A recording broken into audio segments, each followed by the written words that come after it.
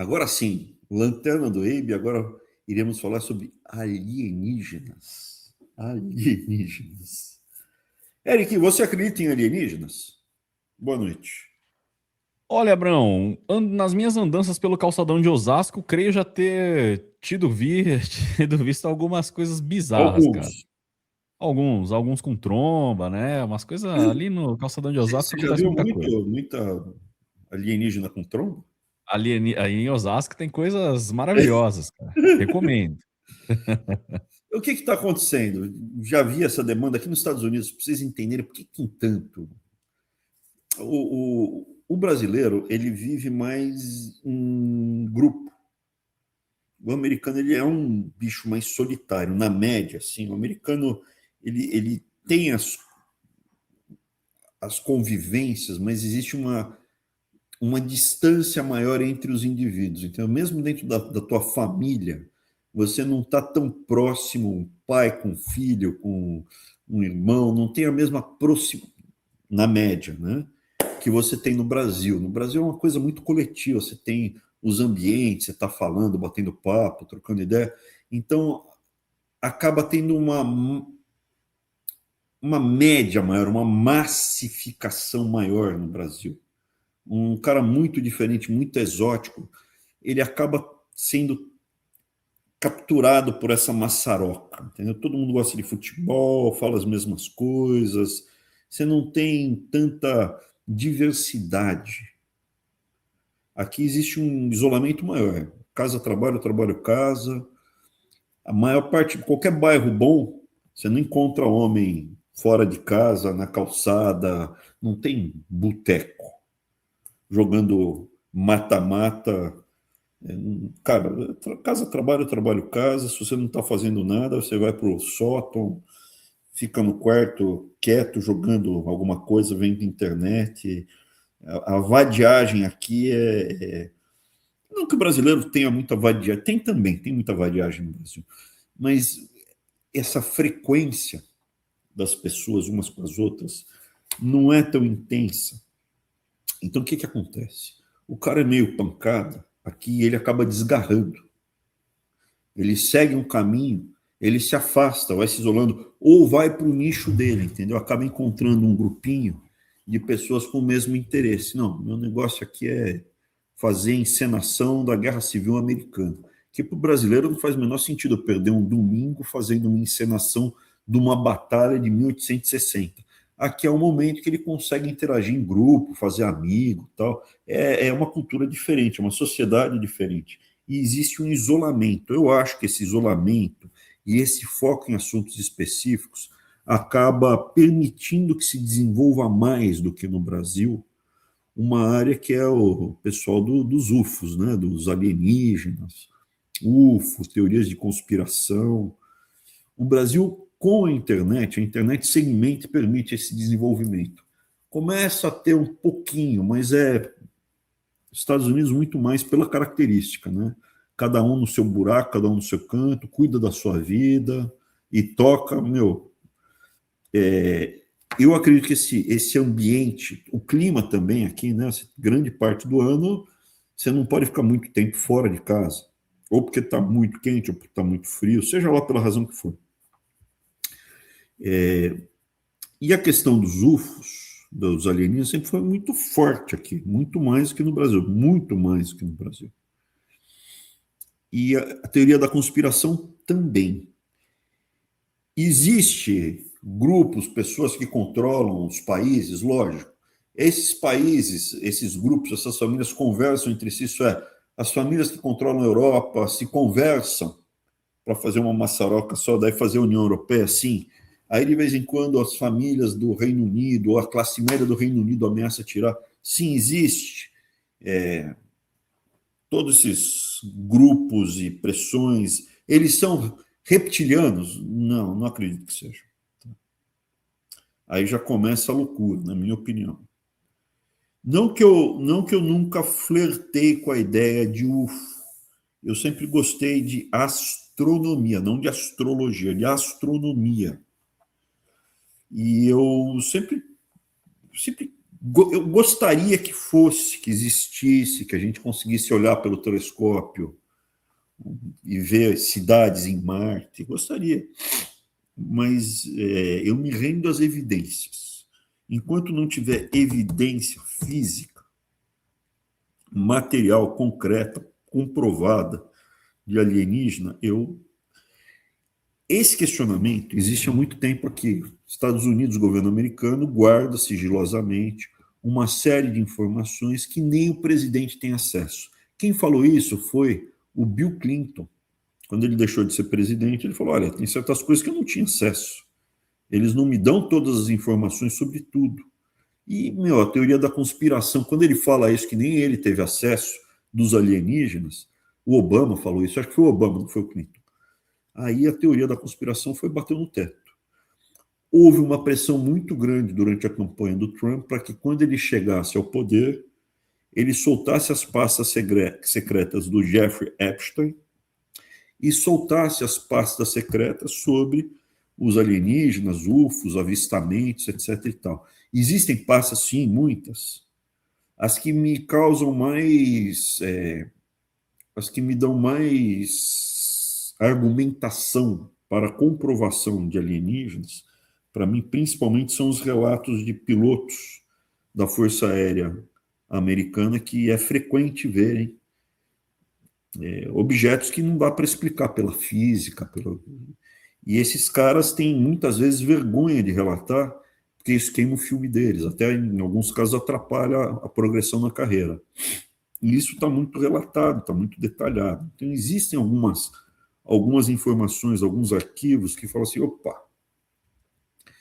Só que, felizmente ou infelizmente, seja lá como for, até hoje, toda vez que eu tive um argumento, que eu gostaria, eu sou propenso a falar, me mostra que tem, eu gostaria que tivesse, me mostra que tem. Toda vez que eu tive um argumento mais concreto sobre a existência de alienígenas, ou avistamentos, ou alguma coisa mais robusta, eu tendo mais informação, cai. Um monte de avistamentos. Aí quando começa a cavar interferência, não sei isso, não sei aquilo, tal, eu vou mudar o foco para uma teoria, uma hipótese que eu tomei conhecimento depois com a internet, antes eu não conhecia, que eram os Anunnakis. Não, porque nos textos sumérios tem os Anunnakis, tem lá a descrição, diz da constelação de onde vem, não dava para ver a olho nu, não tinha telescópio na época naquela época. Então, era a olho nu, não dava para ver a estrela que depois, com os telescópios, estava descrito nos textos sumérios. Caramba!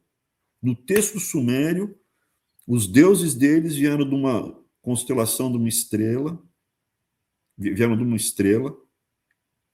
que a olho nu não dá para ver, mas com os telescópios confirmaram a localização de onde veio. Poxa vida! E um monte de referência, um monte de detalhes. Nossa, não é possível. Textos sumérios, aí você começa a ver, escutar, opa! É tudo tradução ruim, tudo.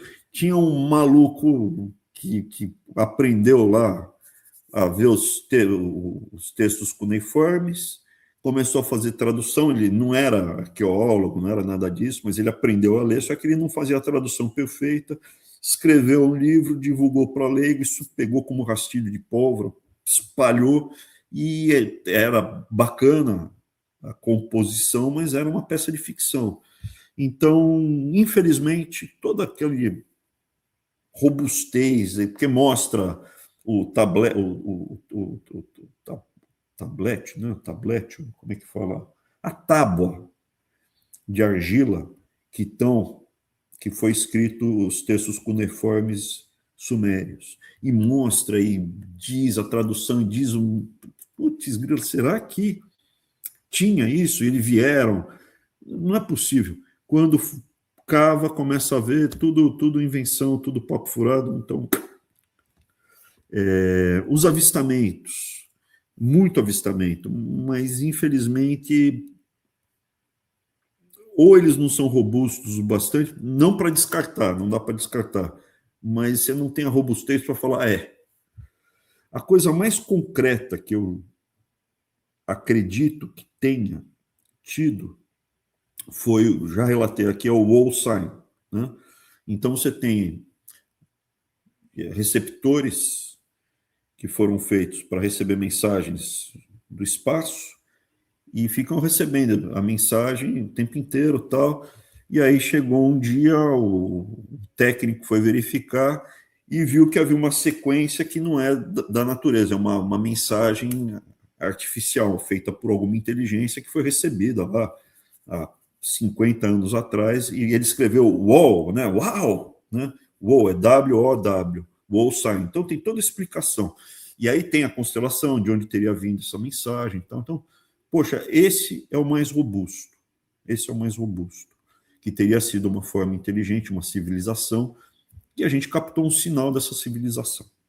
Infelizmente, também recebemos esse sinal, tentaram apontar, porque ficava captando a mensagem à noite e recebia. Então, passaram de novo, foi uma vez só e teve essa sequência. Daí ficam tentando explicar que foi refletida a mensagem, é uma pulsar, que, enfim. Essa daí do ou é o mais robusto que eu já vi até hoje. Eu acredito que exista vida fora da Terra. Então, deixa eu voltar à primeira coisa. O surgimento da vida não é simples, porque se fosse, a gente conseguiria fazer no laboratório. Vamos criar aqui argila, fazer uma mitocoma, aqui tal, e começar a vida. A gente nunca conseguiu replicar o surgimento da vida em laboratório, então não é fácil. Só que, certas circunstâncias, a argila com energia, tal, eventualmente acontece em mais de um planeta.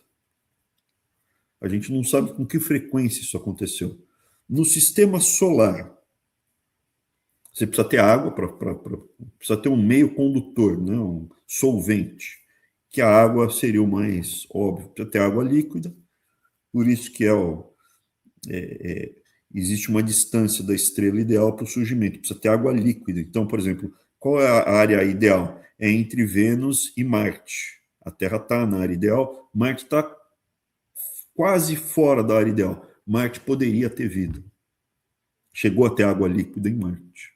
Chegou a ter água líquida em Marte. Talvez até tenha hoje em dia. E talvez tenha existido vida, talvez até exista vida no subterrâneo em Marte. Bactéria, alguma coisa minúscula. Marte podem descobrir que tem uma vida, mas não inteligente, uma vida microscópica. Outro local são as luas de Júpiter, porque lá tem água. Ganimedes e Europa tem água lá. E talvez tenha água em estado líquido por causa das gravidade, radiação de Júpiter, né? Então tem vulcão, tem energia, água líquida tem a camada de gelo em cima protegendo, e talvez tenha água líquida embaixo, e se tiver vulcão, energia, alguma coisa lá para gerar calor, pode ter vida. São suposições. Encontraram nada. Até hoje, o único sinal. Existem suposições que já encontraram alguma vida microscópica lá em Marte, mas teria que trazer a amostra para ser examinada em laboratório daqui. As rovers, né? Aqueles robôs que ficam circulando no solo marciano, teriam descoberto algumas formações, mas tem que trazer para cá para examinar, então também não dá para ter certeza. Então são todas suposições, possibilidades que eventualmente tem existido ou exista vida no sistema solar, mas não inteligente, óbvio. Não inteligente só no planeta Terra.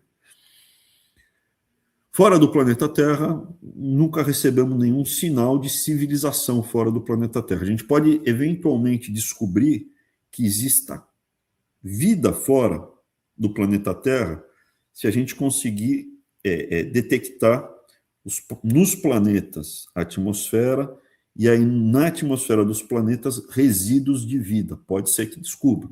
Pela composição da atmosfera, você fala, olha, para ter, por exemplo, oxigênio é o resíduo das plantas. Então, tem planta naquele planeta que solta oxigênio, captura o carbono, desmancha o CO2, captura o carbono e solta o oxigênio. E o oxigênio depois, com esse resíduo no planeta Terra, permitiu a vida de animais que respiravam esse oxigênio, utilizavam esse oxigênio. Mas já tinha, né, com as plantas, com plâncton, etc. Então você pode, através da atmosfera dos planetas, induzir que tem vida. Como você vê a atmosfera dos planetas quando o planeta passa na frente da estrela, né? E aí você vê que tem atmosfera, pela refração da luz, você estima quais são os gases na atmosfera daquele planeta. Não encontraram nada até hoje, é tudo suposição, possibilidade que talvez haja, e vida inteligente com certeza não. Isso é a primeira coisa.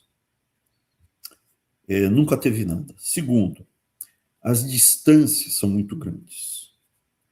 Então, se você pegar o meu planetinha Terra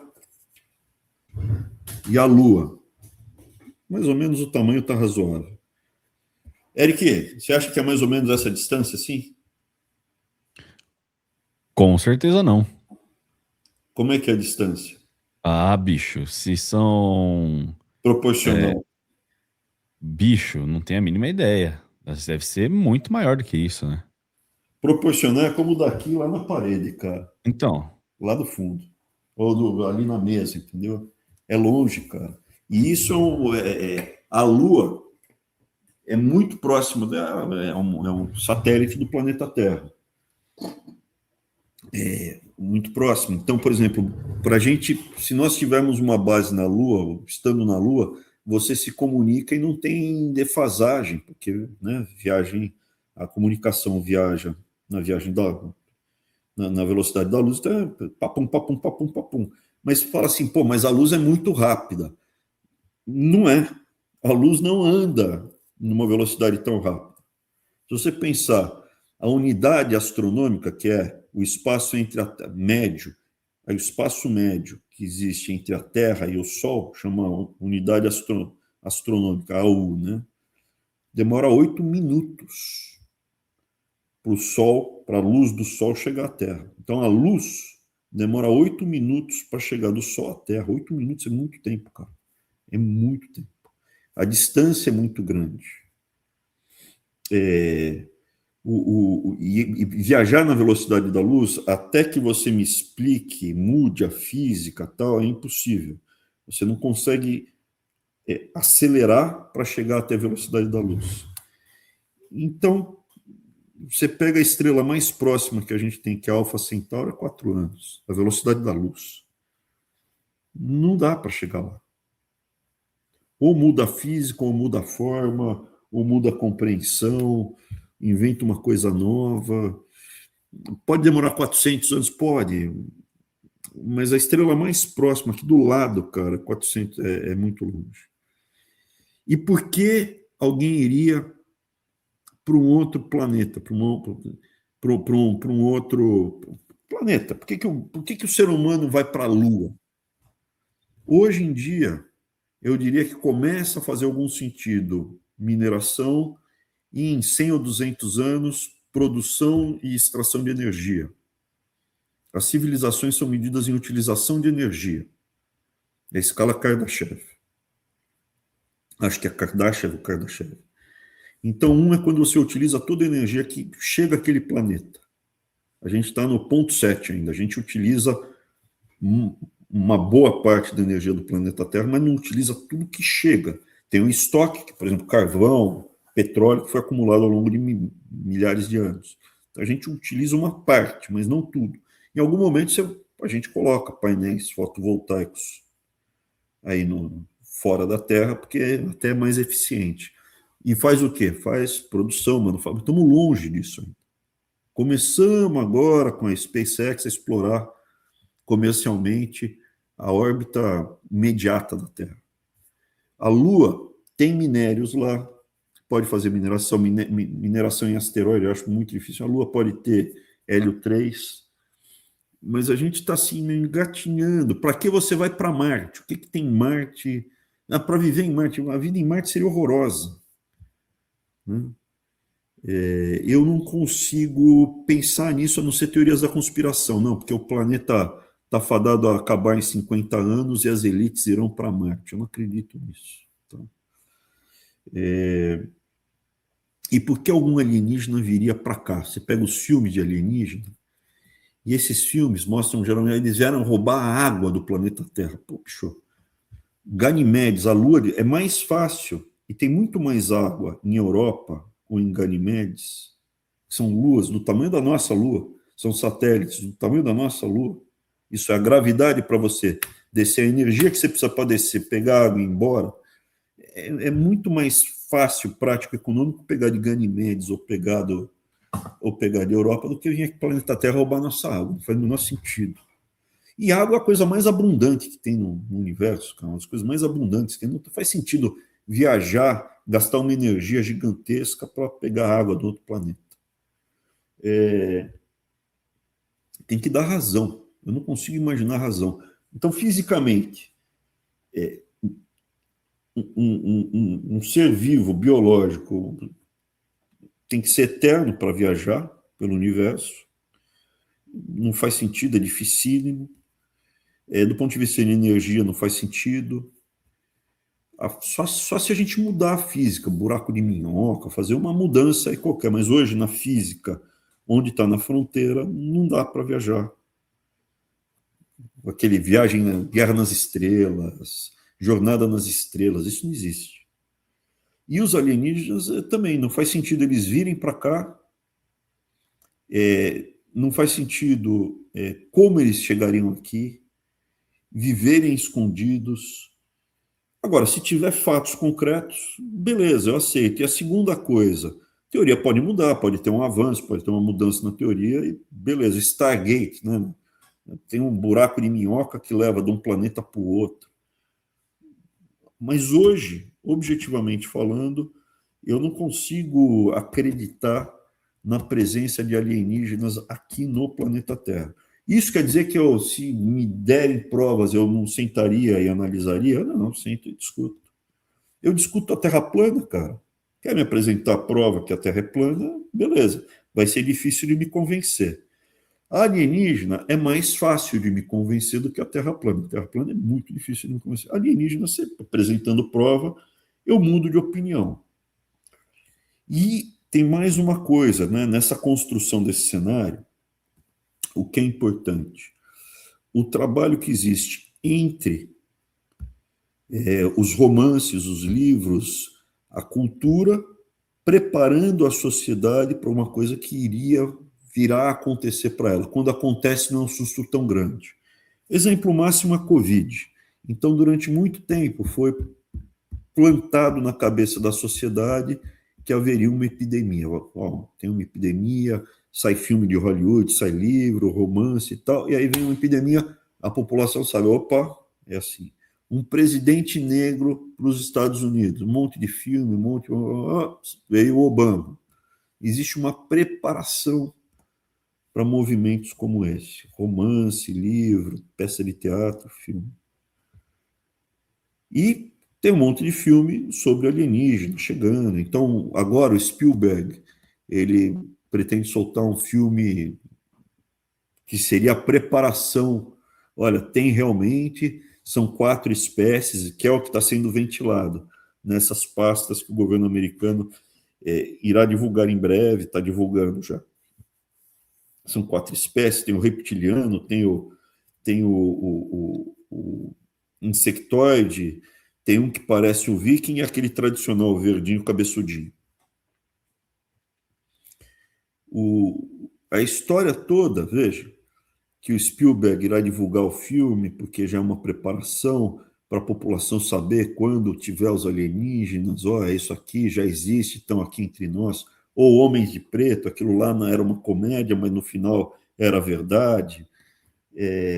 Eu não acredito nisso, cara, porque também, assim como tem filme de alienígena, tem filme de zumbi, né? Então, não acho que é fato. Abraão, então por que toda essa construção? Existe a demanda histórica por isso. antes do celular, da internet, essas coisas, era mais robusto os relatos. Né? Eu vi, fui abduzido e não sei o que lá. Cara, hoje em dia todo mundo tem uma câmera que pode ser filmar tudo o tempo inteiro. E, cara, se tivesse tanto alienígena por aí, teríamos mais vídeos. Ah, não, mas é porque o YouTube é controlado pelos reptilianos. Cara, no grupo, e usa o WhatsApp também, a gente recebe cada loucura no WhatsApp. Por que não ia receber um vídeo de uma comprovação de alienígena? Então, eu sou muito cético. Porém, se me apresentar argumentos, eu paro para escutar, porque eu acredito que existe vida fora do planeta e é possível que essa vida, uma civilização, pode ser que tenha descoberto um avanço na física que permite quebrar as distâncias gigantescas que existem no universo e está aqui. É possível. Hoje, com o conhecimento de física que é muito limitado do ser humano, não dá. E não faz sentido. Porém, politicamente, socialmente, é interessante trazer essa teoria nesse momento. Por quê? Porque é o bode expiatório. Olha, existem alienígenas, vamos soltar. Você traz um assunto que permite a pessoa abstrair dos problemas, como a gasolina está caro, está tendo guerra, tem desvalorização do dólar. Falando aqui dos Estados Unidos, eleição agora no final do ano, existe um descontentamento com o preço da gasolina, com o preço das coisas que sobem, que desvalorizaram o dólar, com a guerra. E você traz um assunto que sempre mexeu muito mais com os americanos do que com o brasileiro, é muito mais presente a questão dessas teorias da conspiração e de alienígenas aqui. E você traz esse assunto agora, eu acho, para dar uma amortecida. Epstein, Didi, guerra, você solta isso e esse assunto ocupa o noticiário. O Trump dá uma arrefecida. E a razão de estar fazendo isso, nesse momento, eu acredito que é para pão e circo. Tá? Pão e circo. Distrair as pessoas dos problemas reais que existem. Não quer dizer que, se você me trouxer evidências, eu não discuto as evidências com seriedade, tá? Porque, para mim, terra plana, não. Você pode falar, mas não me convence. A não ser que você me apresente uma coisa nova. Eu escuto, até como um exercício intelectual, para eu escutar e te dar uma resposta. Não. Por isso, aquilo, a Terra não é plana. Para eu conseguir te provar que a Terra não é plana, é um exercício intelectual que eu gosto de fazer, tá? Alienígena também, você pode me apresentar. E se eu não conseguir, se você me apresentar, os Anunnakis, quando eu li, eu falei, Deus do céu, meu Deus do céu, olha isso. Pô, pela primeira vez eu estou vendo uma coisa que eu vi que o cara não era para valer até maluco, tá? Ele criou, ele usou da liberdade criativa dele para escrever os textos que difundiram a teoria dos Anunnakis. E as pirâmides, por que tem pirâmide em todo lugar? Porque é uma construção óbvia, é sólida. Tem pirâmide maia, tem pirâmide asteca, tem pirâmide no Egito, tem pirâmide no Quiméu, porque, pô, pirâmide faz sentido. Então é isso, essa é a minha colocação. Para mim é pão e circo, manipulação, mas se tiver, eu ficaria muito interessado em saber. E se eles vierem para cá, eles serão predatórios, irão nos destruir, não sei. E o ser humano, a gente está para ser destruído pela inteligência artificial. Isso daí, essas teorias de fim do mundo, cara, assim como a vinda de alienígenas, agora a inteligência artificial irá destruir o mundo, tem 25% de destruir o mundo e a bomba nuclear. Cara, há muito tempo a civilização humana tem grupos, histórias que prevêem a destruição do mundo, tudo acabará.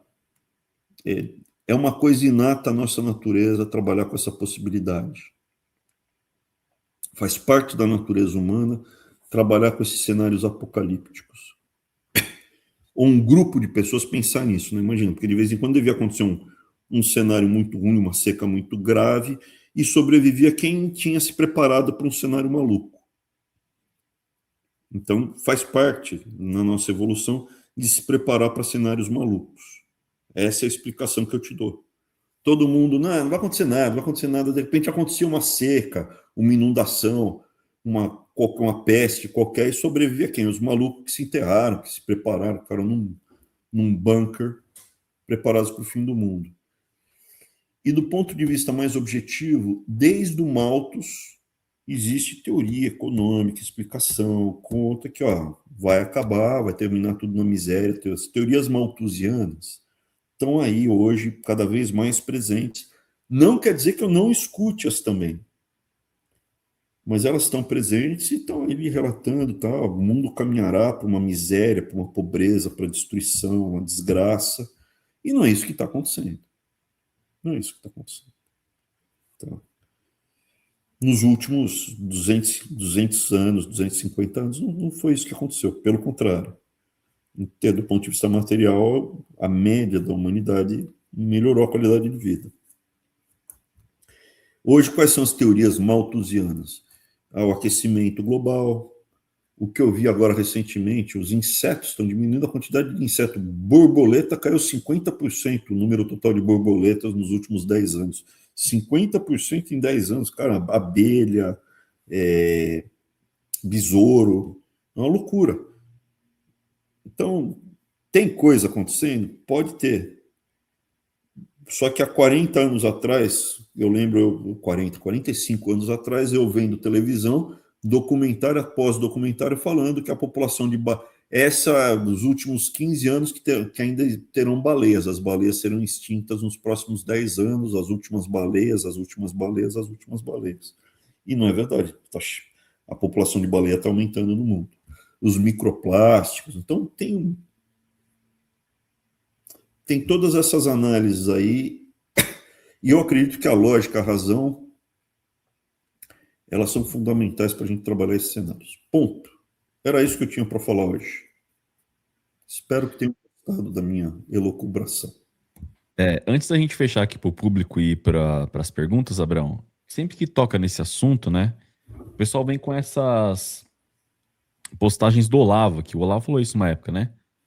Os ETs são absolutamente necessários à nova ordem global. Existam ou não, eles vão ter que dar um jeito de aparecer. Aí na outra aqui, né?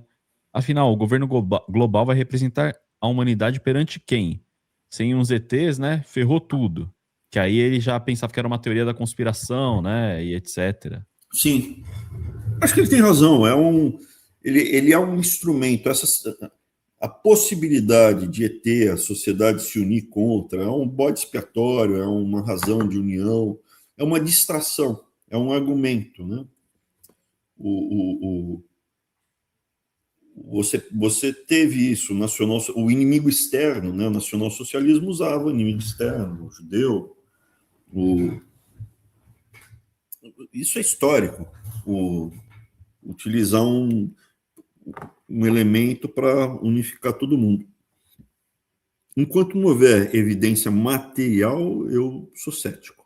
E acredito que esse ressurgimento do assunto nesse momento é muito manipulação das massas. Obrigado por quem lembrou dessa postagem do Olavo, eu acho que é bem pertinente. É nesse sentido. É um instrumento de manipulação. Me apresenta fatos, eu mudo de opinião. Não tem problema nenhum.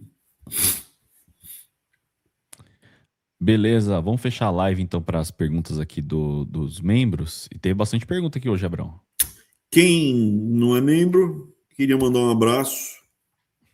Espero que tenham gostado. Boa noite. Beijão. Tchau.